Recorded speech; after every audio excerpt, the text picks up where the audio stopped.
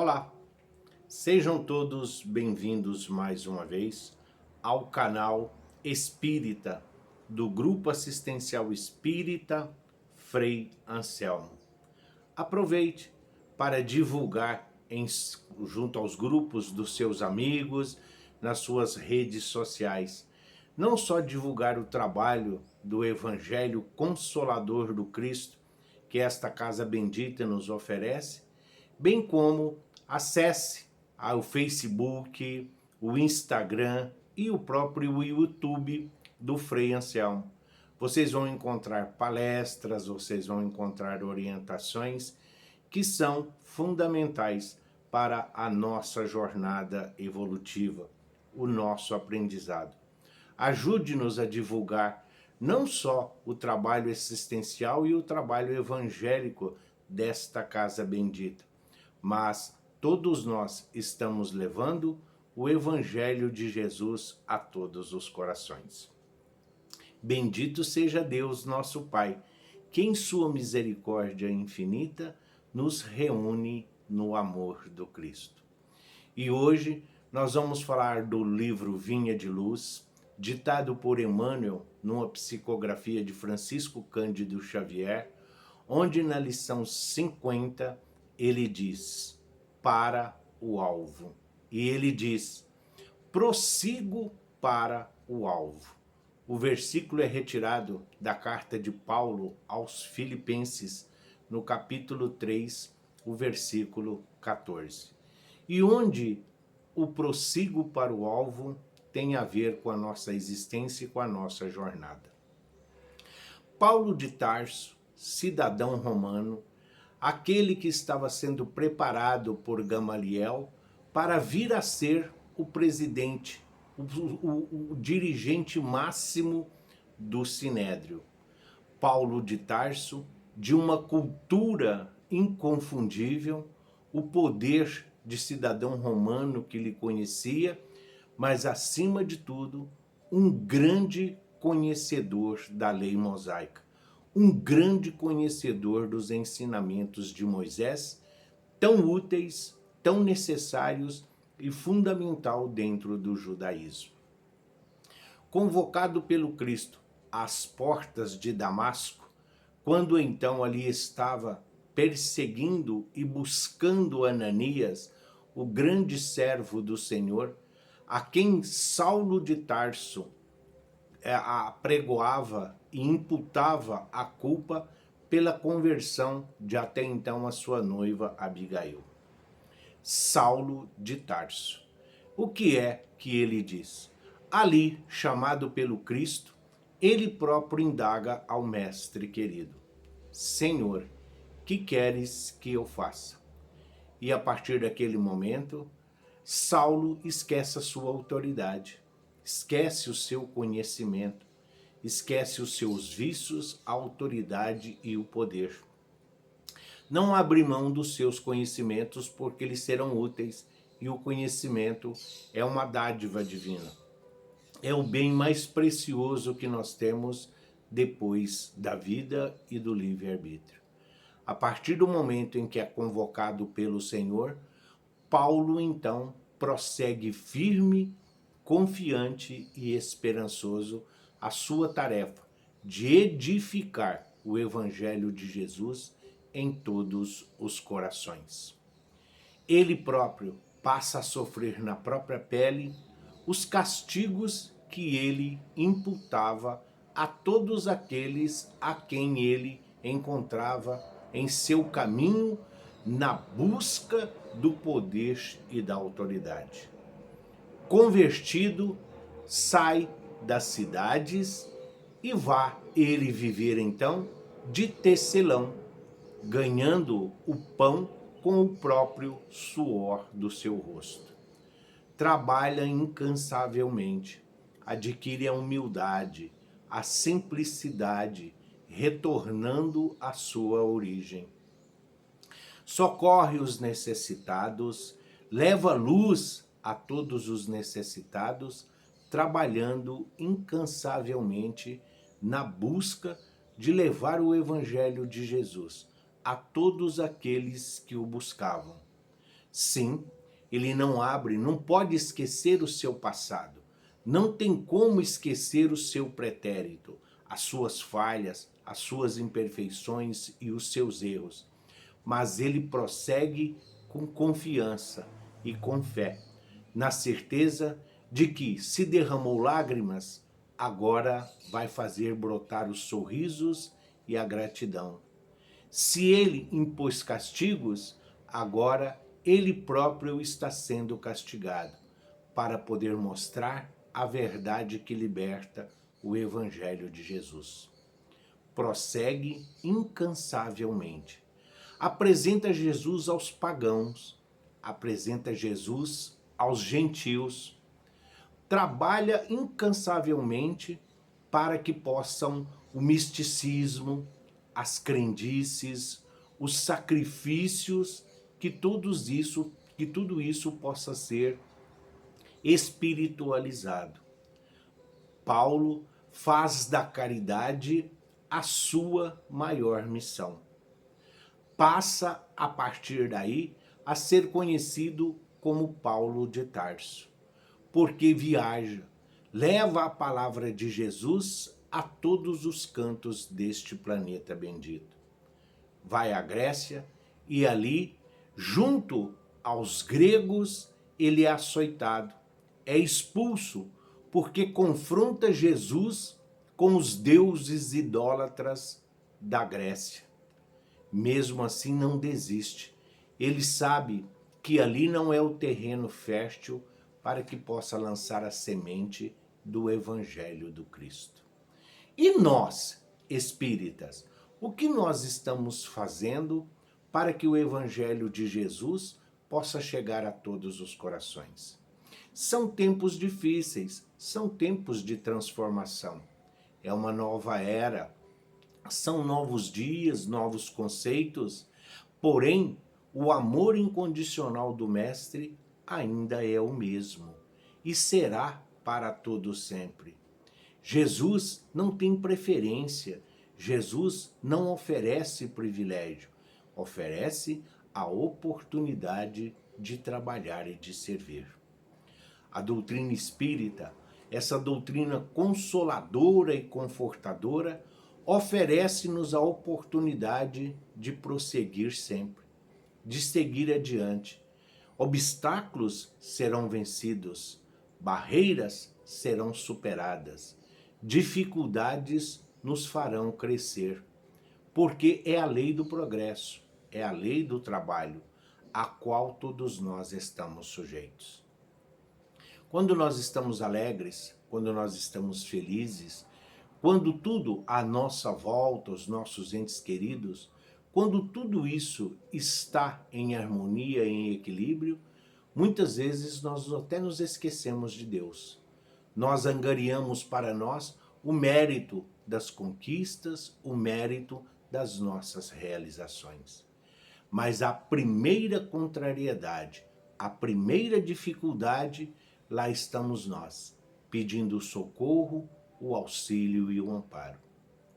Jesus convoca-nos diariamente ao trabalho evangélico. Jesus convida-nos todos os dias a sermos os trabalhadores da sua vinha, para que nós possamos prosseguir a nossa caminhada em direção à casa do Pai. Nós temos sempre guias, modelos, referências de que fora da caridade não há salvação. Mas será que basta simplesmente fazer a caridade para mostrar que nós estamos prosseguindo em direção a Deus? Será que basta nós fazer o bem ou mostrar o conhecimento do Evangelho para mostrar que nós estamos seguindo adiante? Não. O Evangelho de Jesus é um evangelho para ser estudado, é um evangelho para ser praticado no nosso dia a dia.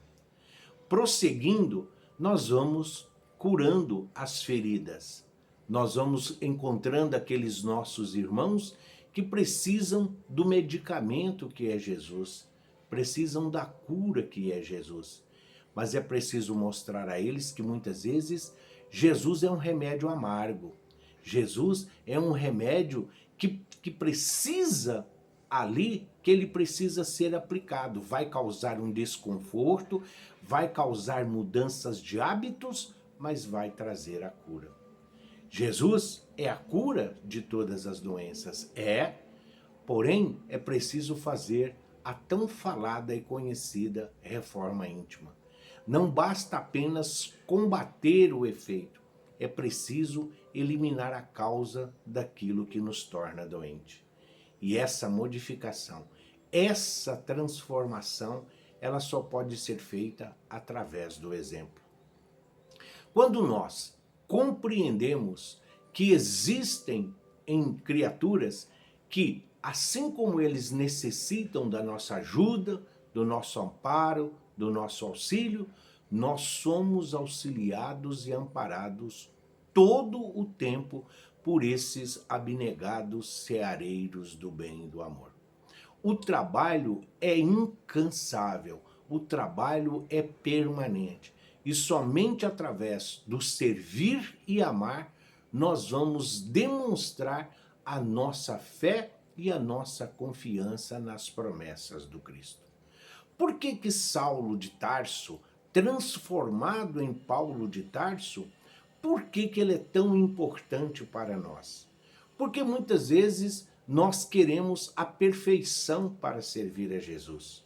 Muitas vezes nós não nos encontramos em condições de servir a Jesus por sermos falhos, por não termos bens a oferecer, por não termos bens materiais, regalias ou condições para servir ao Evangelho.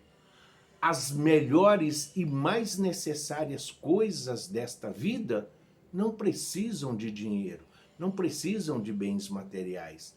A caridade de um sorriso, de um cumprimento diário, de um abraço fraterno, de um esclarecimento, de uma informação útil, tudo isso nós podemos fazer. É claro que hoje vivemos em tempos de restrições devido a esse momento de pandemia que assola o nosso planeta. Mas a nossa essência é sermos seres gregários. Nós precisamos viver em comunidade. Nós precisamos viver em sociedade. E a doutrina dos espíritos nos mostra exatamente esta condição. Nós, enquanto estamos prosseguindo a nossa caminhada, enquanto estamos caminhando em direção à casa do Pai, nós vamos encontrando em nosso caminho, sim, irmãos, companheiros de luta que vão nos ajudar. Aqueles a quem hoje nós socorremos poderá ser aqueles a quem nos auxiliarão amanhã. Aquele a quem hoje nós saciamos a sede, aquele a quem hoje nós estamos ali saciando a fome, será a mão amiga que virá nos socorrer amanhã. É preciso despir de todo orgulho, de todo egoísmo, de toda cupidez para poder servir ao Evangelho. Nós só prosseguimos em direção a Jesus quando aprendermos que o amor cobre uma multidão de erros. Esse homem velho que existe em cada um de nós, esta criatura que é a base do que hoje nós somos, o nosso aprendizado, o nosso conhecimento, as informações, as experiências que todos nós tivemos, as vivências pelas quais nós passamos, somos influenciados e influenciamos o tempo todo. Mas o Evangelho é o mesmo. O Evangelho é amor. A essência do Evangelho é o bem. A transformação do mundo através da humanidade é uma transformação moral. Por isso nós prosseguimos adiante. Por isso Paulo de Tarso nos ensina o quão é importante conhecer o Evangelho para a nossa transformação moral. Viver dignamente, auxiliar e socorrer. Nós precisamos descer desse pedestal. Nós precisamos descer às mesmas condições dos irmãos que se encontram à nossa volta. Nós não somos melhores do que ninguém. Não somos piores também. Se somos todos iguais, criados à imagem e semelhança de Deus, é porque nós aqui estamos para socorrer, para auxiliar e para amparar. E enquanto caminhamos, enquanto prosseguimos a nossa caminhada em direção à casa do Pai, nós vamos juntando, nós vamos auxiliando, nós vamos aproveitando todas as oportunidades de trabalhar e de servir. E Jesus é nosso guia, Jesus é nosso modelo, Jesus é o pão que nos alimenta, Jesus é a fonte de água viva que sacia a nossa sede. É preciso despir as criaturas de que basta orar, de que basta nós fazermos preces e vibrações e Deus, a exemplo, como se fosse um serviçal, virá aqui atender às nossas necessidades. É como se Jesus estivesse sempre pronto para atender aos nossos caprichos e às nossas solicitações.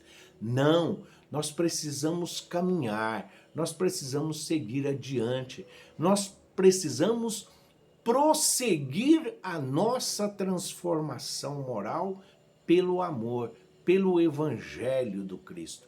É isso que Jesus espera de cada um de nós. Se muitos de nós dizem, eu gostaria de ser como Paulo de Tarso, conhecido, aquele a quem Jesus disse, Saulo, Saulo, por que me persegues? E ele disse, Senhor, que queres que eu faça? Sim, todos nós, Jesus nos convida todo dia, Jesus nos chama todos os dias para servir ao seu evangelho. Só que nós não ouvimos, nós não escutamos. Mas escutar e ouvir não é a mesma coisa? Não. Quando nós ouvimos, nós estamos ouvindo com os ouvidos físicos, com os ouvidos do corpo. Quando nós escutamos com os ouvidos da alma, nós escutamos com os ouvidos do Espírito, esse chamado incondicional do Mestre. E se nós ouvirmos o chamado, será que nós estamos prontos para fazer a pergunta? Como Paulo fez, como Saulo fez? Ele falou, Senhor, que queres que eu faça? Mas ele não fugiu, ele esperou a resposta. Muitos de nós quer servir a Jesus, muitos de nós quer prosseguir adiante. Mas será que quando Jesus nos convoca, quando Jesus nos chama, será que nós queremos e esperamos pela resposta de Jesus, de levar o evangelho a todos os corações, de prosseguir adiante dentro de uma simplicidade, de uma humildade, nos fazendo iguais ao próprio Cristo e aos nossos irmãos? É isto que esta doutrina consoladora e confortadora que ora abraçamos nos traz.